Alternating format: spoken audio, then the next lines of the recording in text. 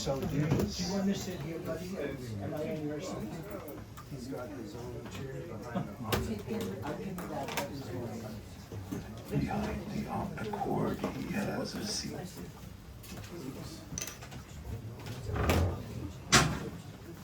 Sasoku.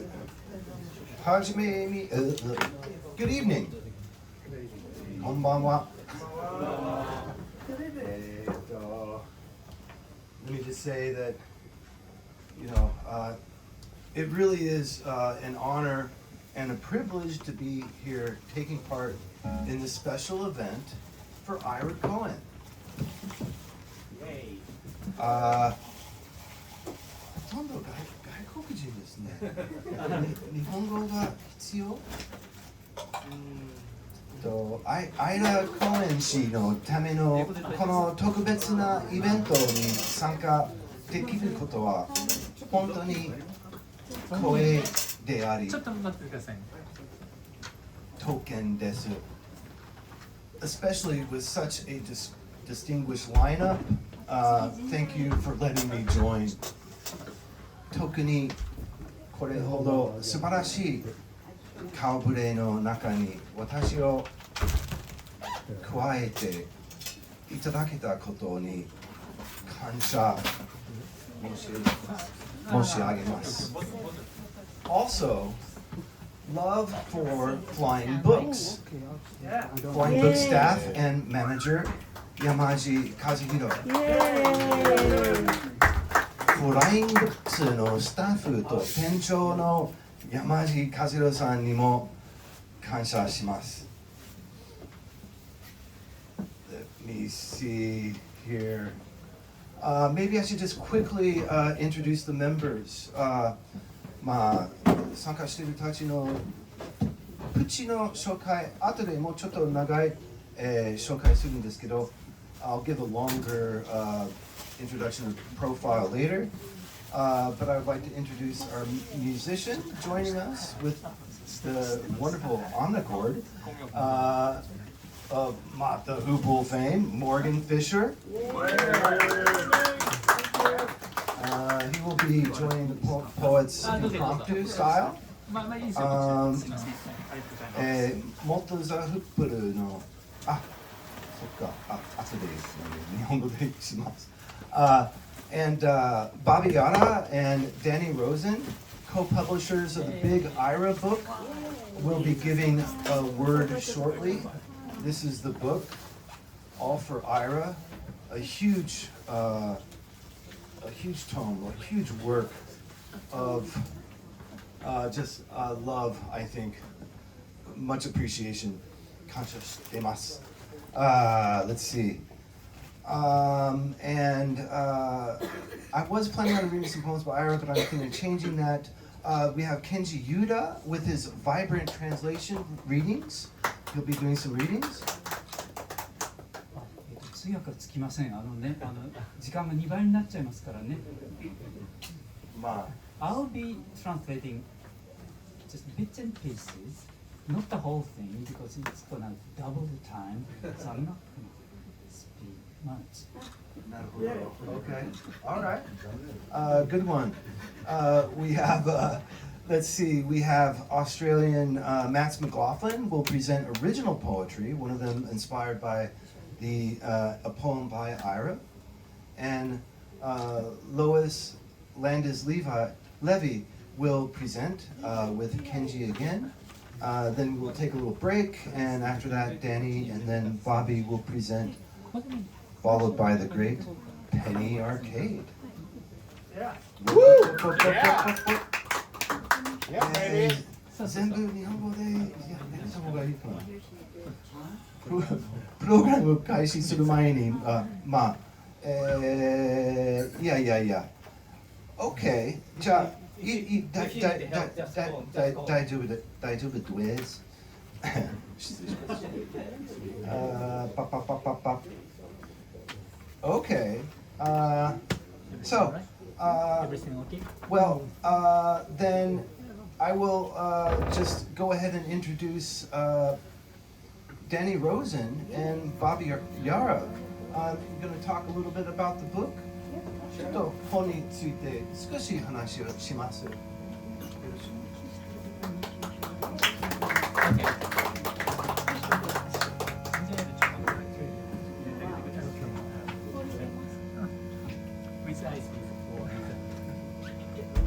I'm Bobby Ira, and I'm the founder of the Goethe Foundation, which I named in honor of my mother, and the foundation was established to help artists. We jointly published Danny Rosen, who's of Lithic Press. We decided to make the book together. So Ira was a friend of mine since the early 1980s. We traveled together. We spent a lot of time with each other. He was a fantastic poet and a raconteur. And he was also an amazing photographer. He was a fantastic photographer.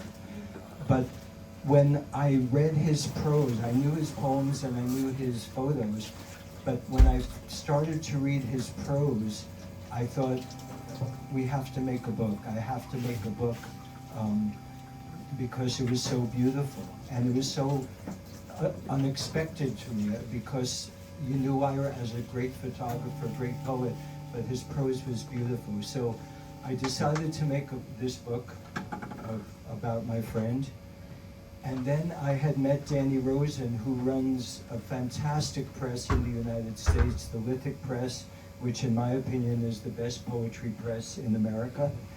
And I had met him a couple of times, and then I wrote to him and I said, I want to make this book about Ira Cohen. And I don't know if I sent you any of his work, I don't remember. And Danny responded, well, rather than me give you advice, why don't we make the book together? And I was so pleased and I was so honored to make a book with Danny Rosen, because the books that Lithic Press makes are, in my opinion, they're incredibly beautiful and they're designed so well, and anyway, he does a great job. And so that's the genesis of how this Ira Cohen book was born.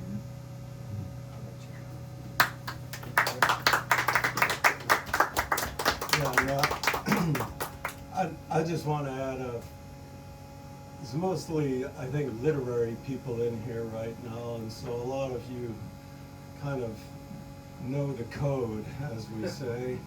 And every book that we get, every manuscript we get, whether it's a pile of papers that are disjointed or a completed manuscript that we have decided to publish, every one of these books has a long journey from, as the publisher, from when we first get it, let alone from all the work that went into it by the writer, a lifetime, essentially.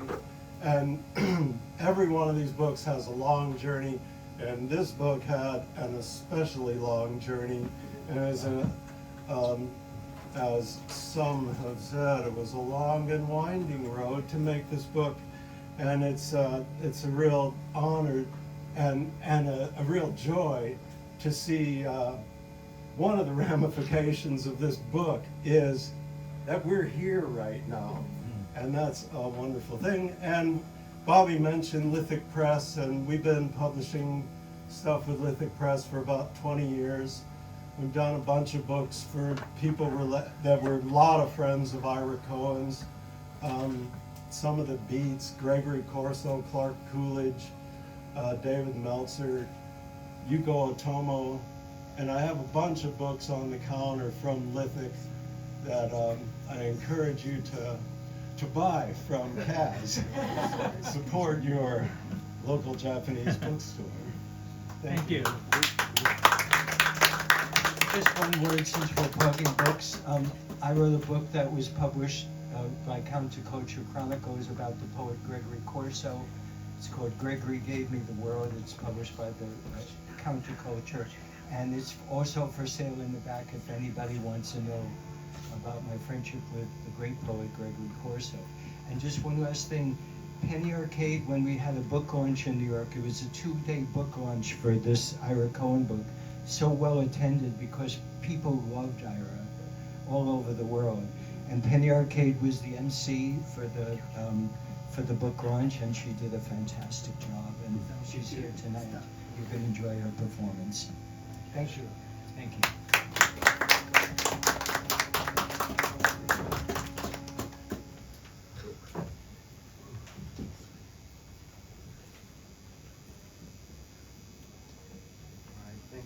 Thank you for that. Good to know. I think I'll just read a few poems by Ira. This comes from a little chapbook of translations of Ira's poems by Taguchi Tetsuya. I think Taguchi Tetsuya was a student of John Solt in Amherst. And Taguchi Sensei works at Doshisha University in Kyoto.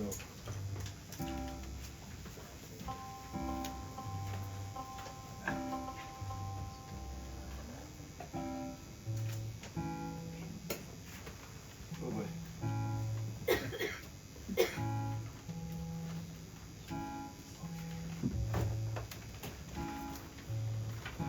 Credo.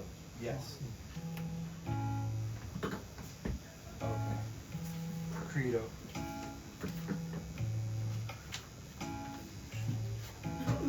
Credo. All right. Here it is. No, it's the next page. Here we go. Here we go. Credo. I spent 40 years taking photographs, trying to find God's face. Today, I left my camera at home. Thinking about you, I always knew it would be a dead end. Even a dog thinks it has a master. When I go through the streets, denying everything, I am looking for you. It was only a game of hide and seek, with no winners or losers, just a shot in the dark, a dream of clemency.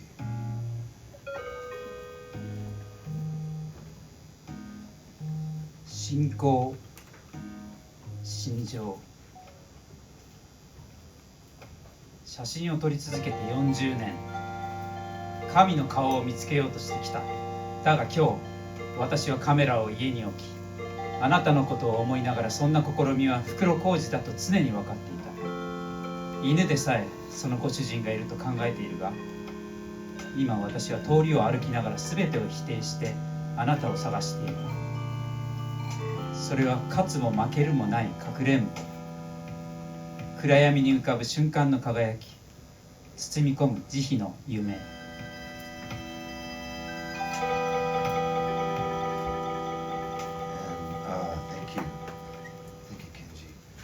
On the screen, you can see Ono Kazuo, a film, a DVD I just got recently. This is a poem for Kazuo Ono by Ira. Kazuo Ono is my mother. A stranger gets off the train at 23rd Street, and then I remember how much I miss you. This is the stuff of heroic dreams, as if the world depended on it, as if the world depended on it. If shit fell out of the sky, to point it out would be self-indulgent. Is the fate of all just men any different from those who are not more than men? Half men, cracked men? Adjust the man, do what you can. Wise crack with the old lady, say hello to the doorman. You never dreamt that life had so many, nor did you know that death was your pseudonym. And out of this twisted clay, out of this twisted day, comes the memory of Villon's lines about how, by a twist of the rope, a man's neck knows finally how much his ass weighs. There was much missed, but I never lost sight of you. It was Laurel and Hardy who reminded me that I was not alone.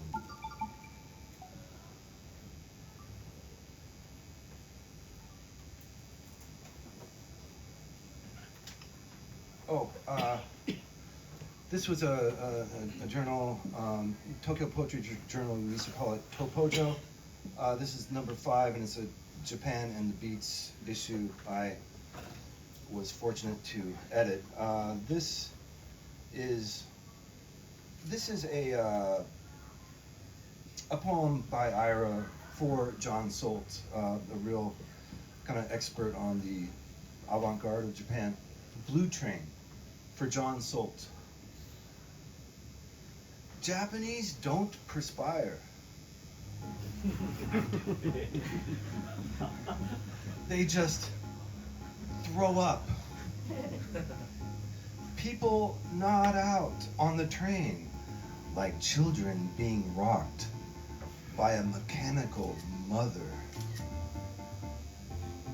Faces open like camellias. Smiles fall like dead petals on the subway floor. The Canadian school teacher yearns for contact, jumps out at Tabata. He has no name. On the walls near Akabane Station, Mishima's face remains a torn poster. He has taken on the ghost of MacArthur.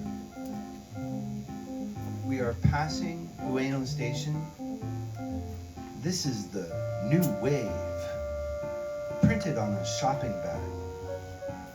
A shrine with a broken mirror. Tokyo, July 1988. ブルートレイン、青い電車、ジョン・ソルトン。日本人は油汗もかかずに平然とゲロを吐く。乗客はみんな酔っておとなしい。機械的な母親に抱っこされて揺られているようだ。つるっとした顔は椿の花に似て、微笑みは死んだ花びらみたいに地下鉄の床に落ちる。カナダ人教師は話しかけられたくてうずうずしていたが、田端でさっさと降りていき、名前さえわからない。赤羽駅近くの壁には三島由紀夫の顔が破れたポスターに残っている。彼が対決しようとしたのはマッカーサー元帥の亡霊。僕たちは上野駅を通過しようとしている。これがニューウェーブだとショッピングバッグに印刷してあり、寺の中には割れ鏡。1988年7月、東京。これで最後だけ七五調にしてみました。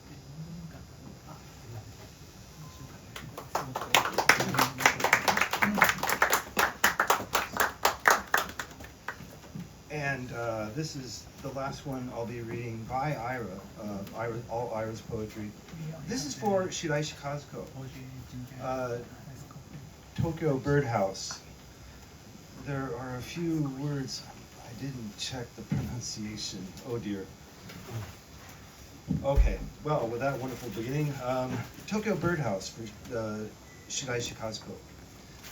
It all started with Kazuko saying, I want to invite you to my birdhouse. Then I discovered that stamp with her picture on it. The pink leadbeater cockatoo with 7-pointed white crest, sharp little beak, red-rimmed eyes, and white wings sitting in a tree in Okusi, Ambeno. I knew that I was the brown owl from Cape Verde, doomed to be up all night, longing for live meat like the wounded owl. I once force-fed every day at Kathmandu. Then I couldn't get the birds out of my head.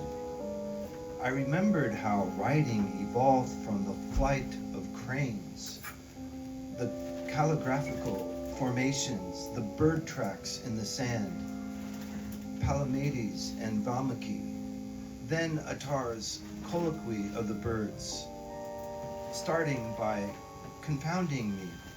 I too wanted to fly in the center of the sun.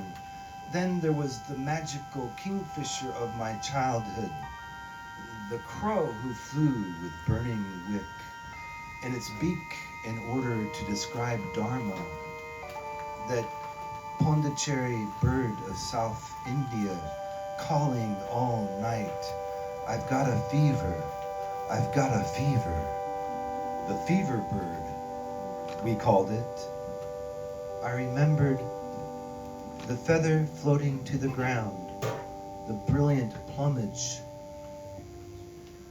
Quetzalcoatl, your triple-eyed peacock feather given to an emperor of China by the king of Nepal.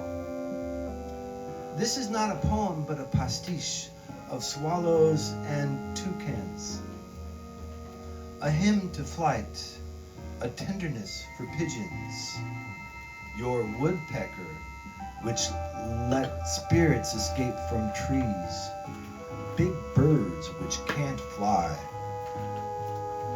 to the face hidden beneath every wing, to the falcon's lure, to the blinded birds, lyre birds, birds which are good to eat, parrots and magpies, the whip or will, the egg of sleep. I want to invite you to my birdhouse, you said. Tokyo, July 1988. Yeah.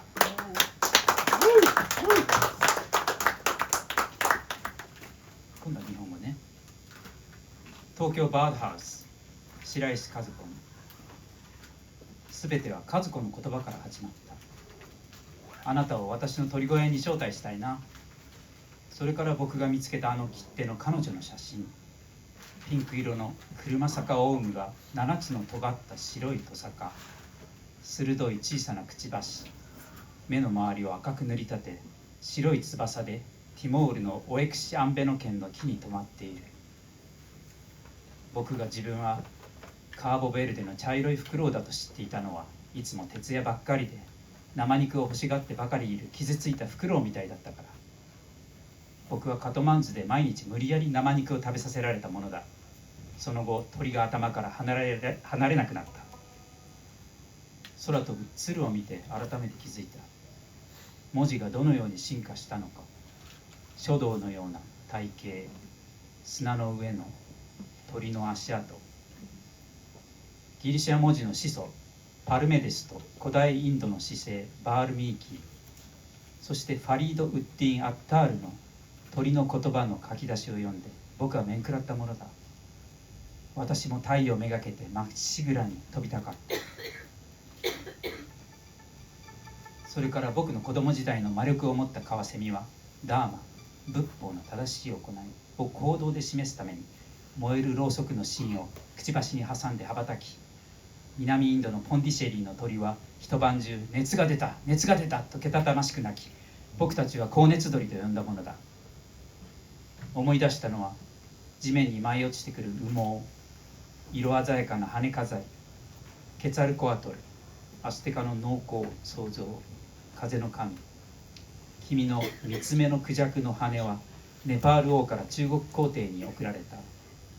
これは詩というよりはツバメや彩鳥を寄せ集めただけのもので、飛ぶこと、鳩のための優しい心遣い、木々から精霊を解き放つ君のキツツキ、飛べない大きな鳥、あらゆる翼に隠された顔、はやぶさをおびき出すおとり、目の見えなくなった鳥、ホト鳥、おいしい鳥、オウムとカササギ、ヨタカ、眠ったような卵をたたえるための歌だ。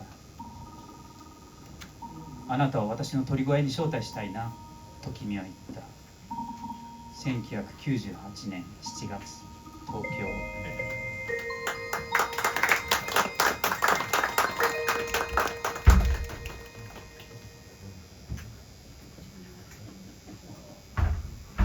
Thank you so much, Kenji. That's wonderful. I appreciate it. You chose. Taylor, the video's over. I think there's going to be a second one right after this, which I haven't seen yet. Let me see. Okay. Now, a tricky thing was that I put all the bios in the event page on FB, and I'm not sure if I can find them all now. Oh gosh. Bear with me. Oh dear. I can't find them. Where are they? Well, what should I do? I might be able to find them. Okay. Really? All right. I still haven't introduced myself. I forgot about that. My name is Taylor Mignon. My most recent book is Nihon no Visualshi, Visual Poetry of Japan, which is available here. And before that, I did a book with Isobar Press on the Bao visual poetry. Bao was edited by Kitazono Katsue. Okay, well, I introduced myself, and then I want to introduce Mats. Mats, please. Could you come on down? Matt McLaughlin, he's from Australia. He's going to read an original poetry. One of them is based on a poem by Ira. Everybody give it up for Mats. Yeah.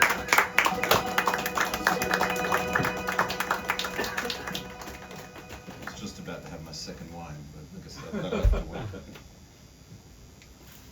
Okay. First of Marty all, wouldn't have waited. no, He'd be pouring the cognac. christening the place. So first of all, thanks to all the organizers, Robert, Danny, Penny, Louise. There are so many great people here. Taylor, it's a great honor. I can't think of anything better than reading poetry and reading it among great people. There's such an illustrious lineup. Present company possibly excluded. But, I'm going to read just a few poems tonight. The first poem I'll read is one of my favorites by Ira Cohen. And then I'll read a couple of poems. One poem I wrote after I first listened to a recording by Ira. So, and I immediately wrote down the poem. So I figured maybe something of Ira was in that poem. And also a few poems dedicated to his friends like Gregory Corso, and one to Jack Micheline as well. So I have a kind of a set list. First poem I'm going to read is from this book, On Feet of Gold, fantastic collection. And this poem, something about it really special, called Ballad of the Gone MacLeish. If you don't know, Angus MacLeish, another great poet, was a close friend of Ira's. And I listened to the CD last night, and having a deep voice like Ira's, I tried to copy it. So let's see how we go. Ballad of the Gone MacLeish. For Angus MacLeish died summer solstice, June 21st, 1979. In the poem, one can lay down the heartline. The harp can bring the tears, muffled by the sound of the drum, your gamelans cut by the Buddha's knife of compassion. Down at the snowman, I heard them discussing your cremation. A dervish has fallen off the roof, the tall, skinny one with the coat hanger shoulders. I know the way the pillars of the vision trembled before you in the sunlight. You saw the door of Konya open in the slums of Brooklyn, where light shafted through abandoned factories in the amphetamine dawn. Now the shades of Mecca are drawn for you. Poet, the 5 Dhyani Buddhas transcend your deep freeze and await your burning with cloths of the 5 wisdom colors. Your unsatisfied cravings fly out of the pyre. The blessings of your friend crackle with ghee. The white and black till seeds burn in the untrammeled day, and still you are wandering, Angus, passing through the Bardo keyhole. Listen once more to those Tibetan horns. They are calling you past Freak Street, where you sold the white goddess for junk. Forget all your regrets and go now with the egret. Put on your robe of sky. The vagabond maverick poet Maclise has left these burning halls. The wind traps are wild with sound. I see your hands beating a Persian rhythm on suitcases of itinerant dreams. I hear the droning of Beelzebub's flies making clear the ghastly way. An opera undone by a chorus of 108 Mahasiddhas, singing your discarded lists of cemballums, symphonic poems, untold futures. You bummed cigarettes from Ram, borrowed time and change from Krishna. Now that your balance is finally broken, go in peace to the Buddha fields. Nodding into the sound of your tartan, the bane is over. A new wheel is spinning its song. Tomorrow morning at 9 o'clock, we will meet at the Vijayaswari Ghat. For you, it is free, this one-way ticket, which is non-transferable. Remember that before you try to come back. May light mantle your shadow, and may you not see what is not to be seen. Farewell, Maclise, thawing on the riverbank. I do not expect to meet your like again. Farewell, brother. The shadow of Don Quixote lowers its lance, and you are overstood.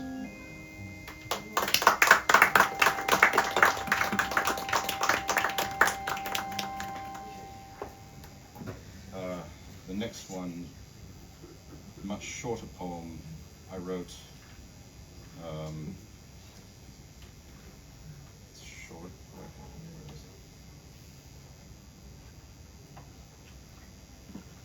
it? Okay, it's called The King's Messenger, and short story about this.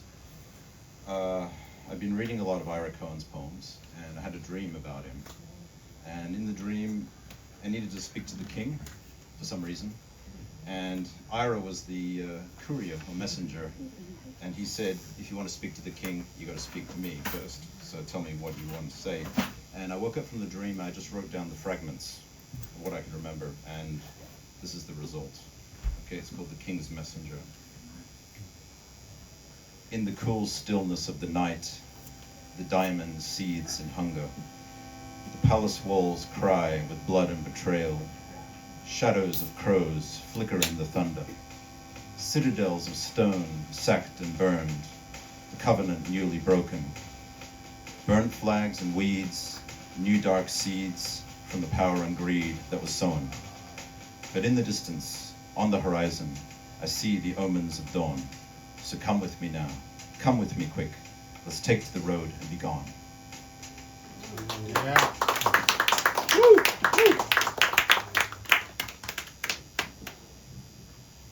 The next poem is dedicated to Jack Micheline, another great beat poet that Ira greatly admired, I believe.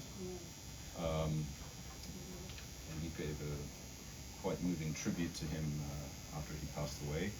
And I wrote this to Micheline, thinking about what is an actual poem, what is it about? And Micheline often talked about the poem itself.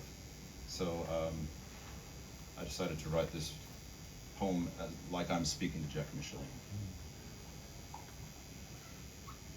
A poem is finding a certain word or rhyme. A poem is bringing the night alive. A poem is dancing barefoot around a burning manuscript. A poem is breathing life into the ink until it rises from the page. A poem is placing a candle into the hobo's dying heart. A poem is a river of truth that will not be denied and which will vaporize a veil of lies. A poem is a perfect moment, captured and framed and never to appear again. A poem is a spell of words plucked out of the air and woven with the voice. A poem is catching the tears of the bluebird crying in heaven. Woo!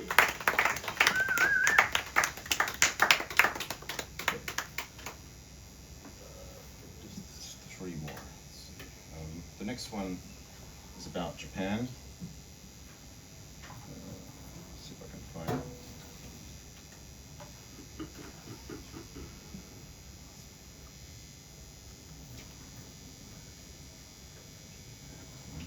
Just a moment.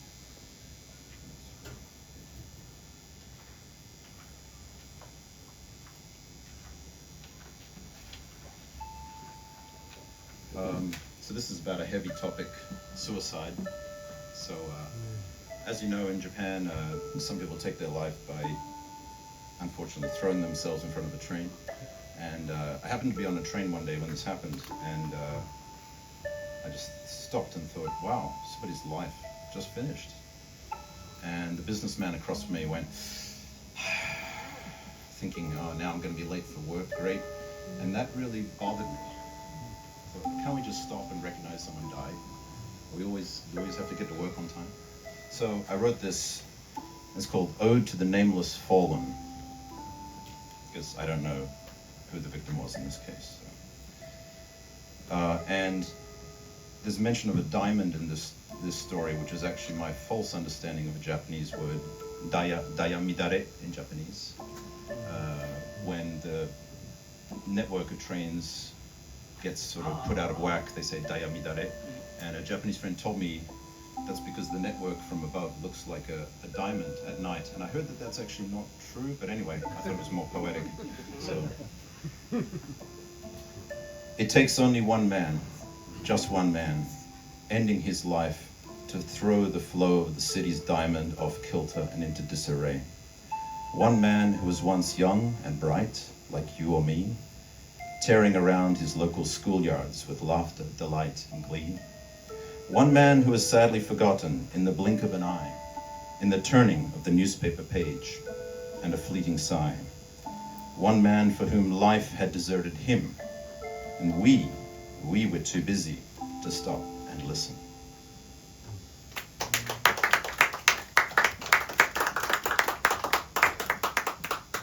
Okay. Two more, is that, am I okay for time? Never ask. Never ask. Never ask. Rule number one. I'll remember. Okay. All right. The next one's for Gregory Corso. Oh. Wrong book. That explains it. Okay, here it is. Okay. So this is for Gregory Corso. It's called one very short poem before that, very short, by Lou Welch, whom I'm researching right now. It's a very short one, but he says it all in a few words, and I think it's a very relevant poem to what's going on right now. It's called The Basic Con. Those who can't find anything to live for always invent something to die for. Then they want the rest of us to die for it too. Yeah. Well said. And this poem kind of a segue from that last one into this one, called Deserter. So their cause is silent, their cause is powerful, their cause is obedience, their cause is control, their cause is intoxicating, bewitching, deceiving. Last night I was summoned by a voice, the voice of my conscience, dragged out of bed in the middle of the night. He proceeded to berate, to scorn and vilify all that I had held to be inevitable in a world full of chains. With a razor-sharp sky smiling by his side, he then warned me of the ignoble option of ignorance, the opiate blindfolds of voluntary distance and industriousness which shut out the horror hordes of the world's streets, of the putrid stench of fresh-born money crinkling between blood-fed fingertips. My cause is romantic, my cause is loyal, my cause is adamant, my cause is true. Last night I refound a little boy washed up on the lost golden shores of eternity, who dreamed of a world of decency, who longed for a world of brotherhood, who wept for a world on the brink of nuclear disaster and devastating sorrow. That boy with the dunce dreamer's cap moaning in the corner was me. So call me a deserter, call me a dreamer, call me what you will. But remember, there's nothing shameful, nothing craven about the act of desertion when you're being conscripted into an army marching towards oblivion.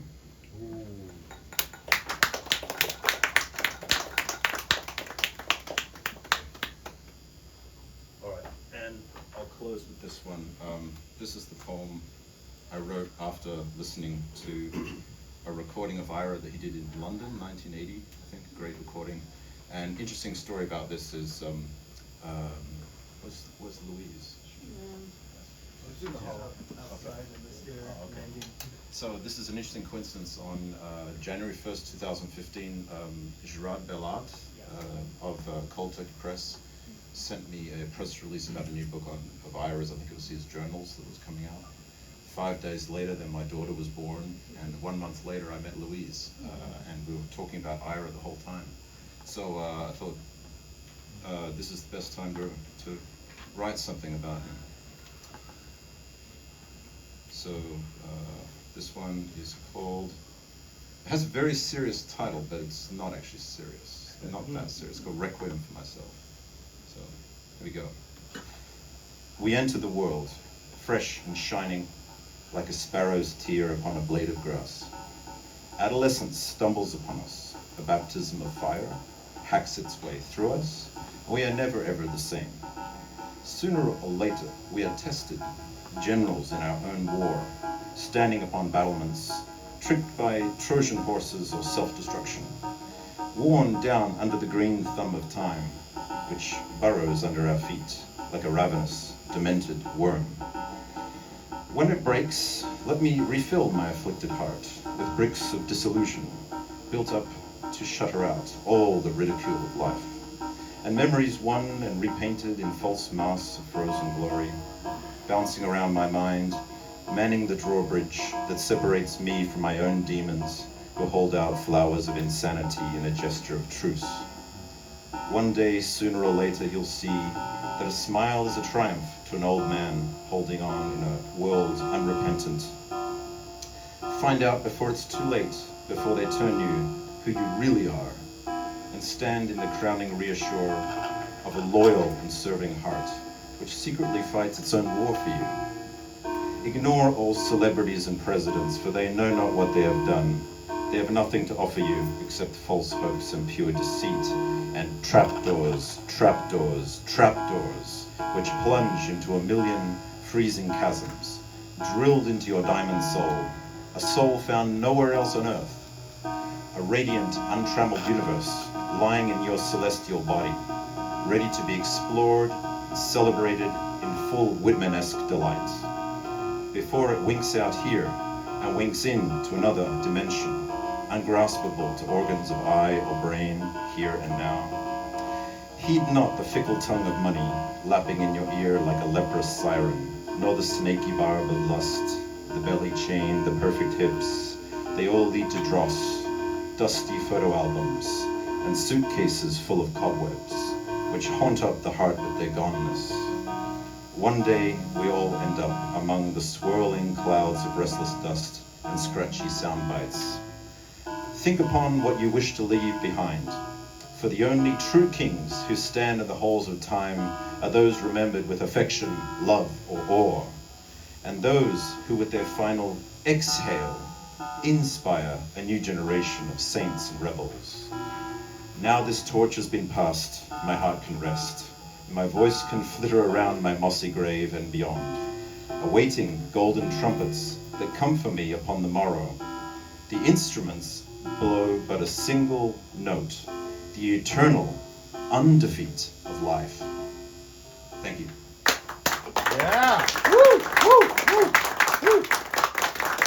Woo, woo. Thank you, Mats. A smile is a coup. Let's see. Next, I'm proud to introduce Louise Landis Levy. Louise!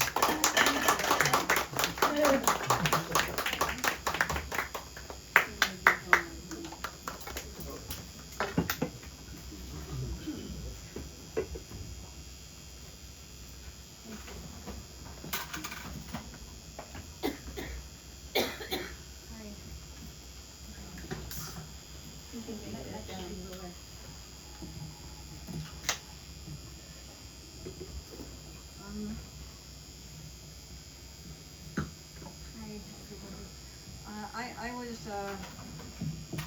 very close to Ira for decades, many decades. I mean, many like 4 or so. And we rarely quarreled, and he was a great support.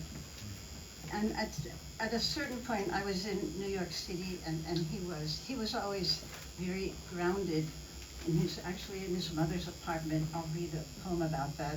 And I was kind of on the loose, but working. And there was a lot of attention, even a kind of, friendly or unfriendly rivalry between Alan and Ira in New York City. So in the group of people in whom I was involved and very close, they would refer to, like, great Allen Ginsberg, his centennial was a few days ago, as Ginsey, or Uncle Ginsey. Very close relations. But for me, the family member was Ira. And he was probably the last person on the island of Manhattan to leave his door open. He never locked it by principle. And his mother was a deaf mute, more or less. And she had, the family, can you understand? The family had this apartment on the Upper West Side. And when Ira came back from his world travels, his mother, his deaf-mute mother, moved in with a friend of hers in the building, also a deaf-mute, and gave the apartment to Ira. But she would sit in front of the refrigerator to greet all of Ira in the day, to greet these friends of Ira who were coming because the door was always open. And she would just be there like this. This is the deaf-mute sign for I love you. And she had this powerful vibration, really. And she was so powerful that the Jewish Women's Society in New York awarded her the Mother of the Year for like 3 consecutive years when she was like in her late 60s. Okay, that was Ira's mother. And without any doubt, Ira absorbed that. And he had great love for his friends. That was and his friends were this group of like wildly different people. So there were always these kind of contentions among them, and various kinds of difficulties. But he loved them all. And another thing, each person felt that they were the dearest, that they were the most important friend. And he would even say that, like, he'd call you and ask you, he needs $50, so you make some effort to give you $50, and then you're his most important friend. But of course, the next day there's another most important. That was Ira. He was my true friend. Okay, I'm just going to read a couple of poems here. I'll try. No, it's okay. The first. I spent many hours just hanging out with Ira in his apartment, which was full, of course, of books, masks, costumes, etc. And we'd have these long talks. And so this was written in his apartment. It's called On 106th and Broadway. And we were talking about an Indian musician. Uh, I did not know if I loved you. But hearing your music today, I am moved to tears. Ira says, I'm at a shadow reader in Benares and did not know it. This next poem is called The Rainmaker, and Kenji over here has translated. I've waited like 2 or 3 years to hear Kenji read his translations. I'm so thrilled that he's here. No, I'm truly thrilled. Okay, and this is a prophetic poem. And rather than read, I hope someone's timing this, rather than read the third poem I was going to read, I'm going to read an addenda that I wrote a few days ago. And I have a place in Kyoto, a secret place where I go and sit and do my practice. So this came out of that. And then if there's time, I'll read a collaboration that Ira and I wrote together. Okay. This is The Rainmaker for Ira Cohen. As though the rainmaker gathered in your speech, as though the seeds unfolded in your breath. Or was it all reflection? And there we lost the meaning and the content of the symbolic mirror. In your plenitude appeared my empty state. For your pleasure, I played again my harp of passion and rejoiced. At dawn the tailor's threads translucent. At dusk his cloak is sewn. For when we speak of allegory, we do not mean the absence of the stranger. The substance was imminent, and imminence fled appearance to inundate your form. And when they murdered him, he disappeared entirely, that lover of the master of Paris. And that was written in 1986. Kenji?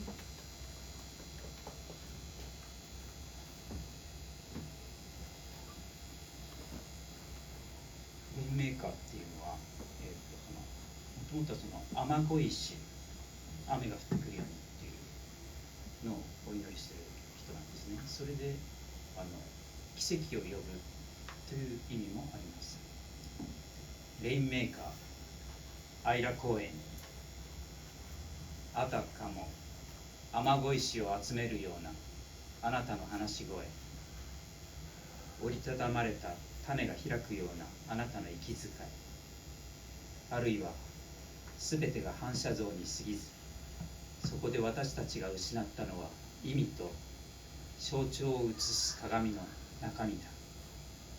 あなたの豊穣さの中に現れた私は無心になってあなたのために再び情熱的に琴を弾き、喜びに満たされた。明け方に仕立て職人の糸は半透明に輝き、夕方に彼のマントが縫い上がり、私たちが例え話を持ち出すのは内輪の人間だけに囲まれているからではない。物事の本質は差し迫っていた。そして内なる存在は外観から逃げ出し、あなたの形態を水浸しにし、そして奴らに殺された時、まるでペルシャ詩人ルーミーが恋焦がれたシャムス・タブリージーのように、彼は跡形もなく消え去ったのだ。オランダ・アムステルダム、1986年。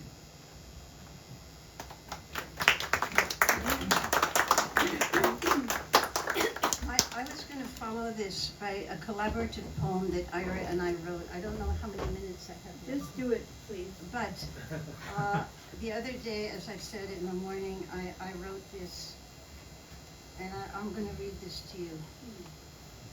Okay, this is a short narrative.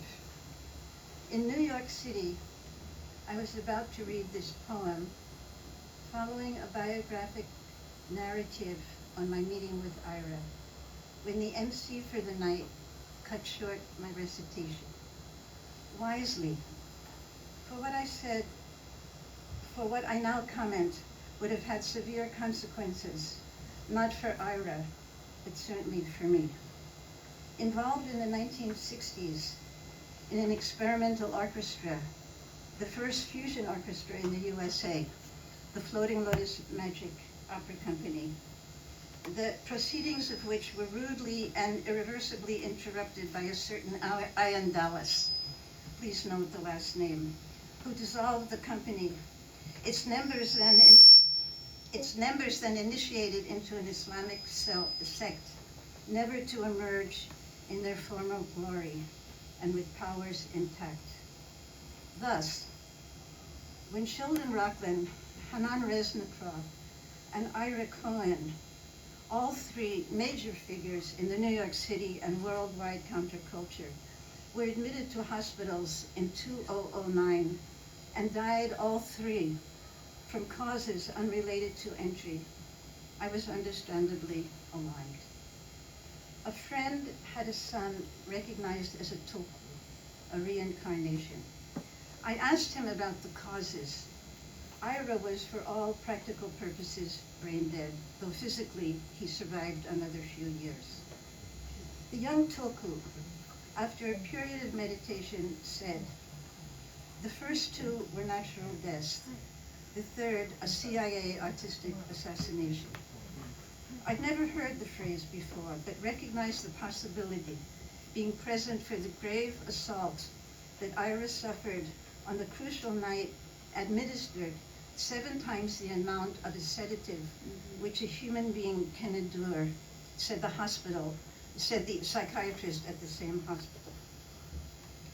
Robert Yara and Danny Rosen, co-publishers of The Wizard, deserve our and the world's thanks for a volume that will preserve, according to Ira, who edited it in 2006, the best of his work, for going against the grain, and for protecting individuals outside of the government-backed grants and social services. They have performed, in the words of Ira's parents and grandparents, a mitzvah. In Japanese, Shukufuku are. thank you.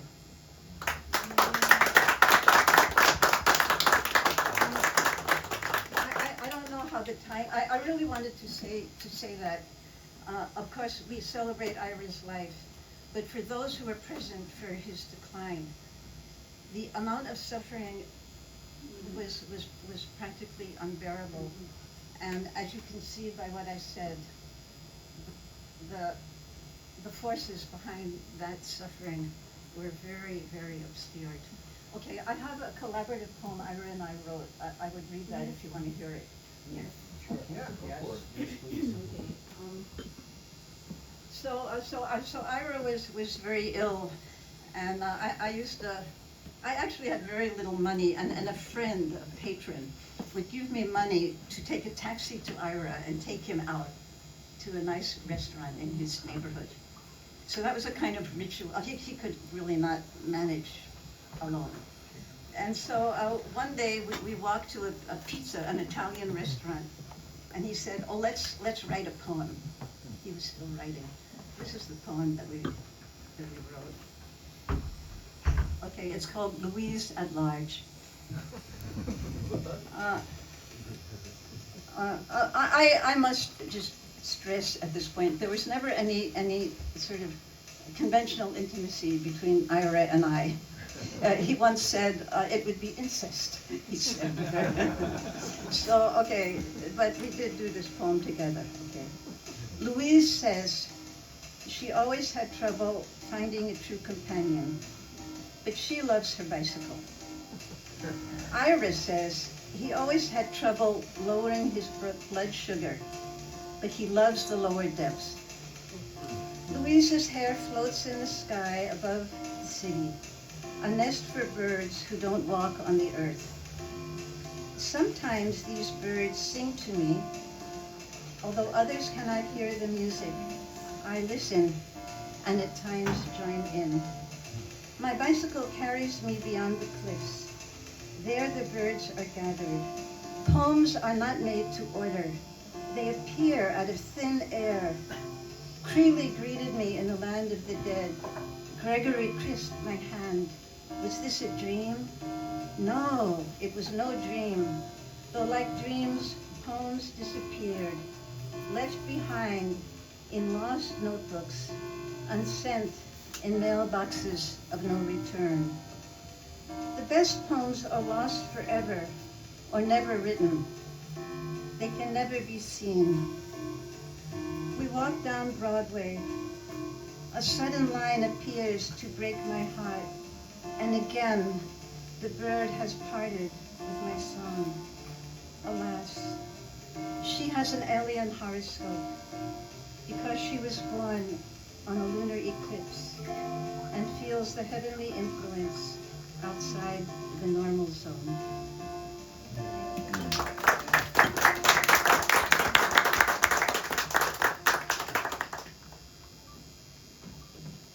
Let me see. Thank you very much. A lot to meditate on, everyone. Thank you so far. I would like to say a few things, but let's take a break. I think we'll have about a 20-minute break or so, I think. Too long. Yeah. 15? Yeah, 15. Sure. We'll come back at it like 9:15, 9:20, something like that. Sound good? Yeah. All right.